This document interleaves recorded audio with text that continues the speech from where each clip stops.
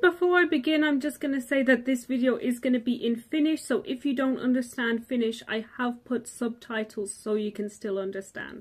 Mutta tässä videossa mä aion yrittää puhua suomea, koska tänään on Suomen itsenäisyyspäivä. Mutta ensin mä aion esitellä itseni. Mä oon Aisling, mä oon englantilainen tyttö. Mä synnyin Lontoossa ja asun edelleen Lontoossa. Mä aloitin opiskella suomea, koska mä oon hevari ja Suomessa on parhaat metallibändit. Se ei ole mielipide, vaan fakta. Lempisuomalaiset bändit on Nightwish, Apocalyptica, Blind Channel, Children of Bodom, Battle Beast ja Terrasbetoni. Mä tykkään monesta muistakin bändeistä, mutta mä tykkään niin monista bändistä, etten edes pysty luettelemaan kaikkia tässä videossa.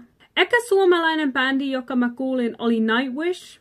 Ja sen jälkeen mä hurehtiin täysin suomalaiseen musiikkiin. Mä oon käynyt 4 maassa. Norjassa, Ruotsissa, Irlannissa ja Tanskassa. Vaikka mä opiskelen suomea, en ole käynyt koskaan Suomessa. Mutta mä haluaisin käydä Suomessa ensi vuonna. Mä kävin Norjassa 3 kertaa viime vuonna. Koska fakta, mä päätyin Norjassa paikallislehteen, mutta mä kerron siitä enemmän toisella videolla. Mä olin Ruotsissa vain muutama tunnin ja mä kävin lapsena Tanskassa ja Irlannissa, joten Norja on ainoa maa, jossa mä oon oikeesti viettänyt enemmän paljon aikaa. Perustettiin tämän kanava, koska mä oon aina halunnut tubettaja.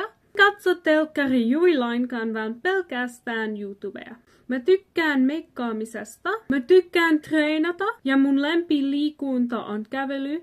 Käyn kävelyillä 3 kertaa päivässä ja lopuksi mä soitan rumpuja ja mä oon ainoa lapsi. Myös mut koulutettiin kotona lapsena, koska mulla on ähtisuusta ja en oo koskaan käynyt koulun sisällä. Toivottavasti tykkäsit tästä videosta.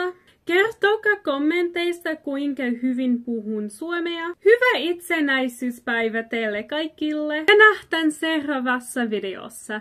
Moi!